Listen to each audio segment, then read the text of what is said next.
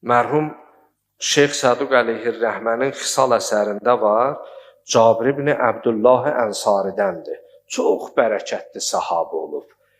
O sahabədir ki, Peyğəmbər salavatullahın salamını İmam Muhammed Baqirə yetirib. Təsəvvür elə, Peyğəmbər salavatullahı görüb, İmam Əli əleyhissalamı görüb, xanım Fatimə-i Zəhra salamullahi əleyhanı görüb. Behiş cavanlarının ağası İmam Həsəni, İmam Hüseyni, Zeynül Abidin, Zeynül Sacidin, İmam Zeynül Abidin ağanı və 7-ci məsum İmam Muhammed Baqir. Gör, nə qədər bərəkətli ömürdür. Və Ərbəyində də İmam Hüseyin əleyhissalamın ilk zairlərindən, ilk ziyarət edənlərindən olub.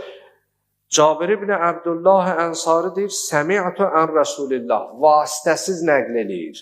Deyir, mən Allahın Rəsulundan eşitdim ki, İnnə fi aliyyin xisalən ləvkanət vahidətun minhunnə fi cəmi'in nas ləqtətəv biha.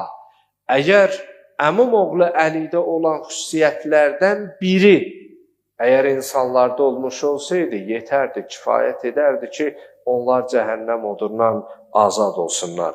Amma başlayır Peyğəmbər salavatullah Əli ibn Əbi Talib ağada olan xüsusiyyətləri sayır ki, qeyrəz Əli ibn Əbi Talib heç bir sahabədə olmayıb. O, İmam Əli əleyhissalamın xas özünə məxsus olan cəhətlərdir. Birinci buyurur, Mən kuntu mevlahu fəhəvə aliyyum mevlah. Qeyrəz Əli ibn Əbi Talib heç bir imama bu söz deyilməyib. Peyğəmbər buyursun ki, mən kimin mövlasıyam?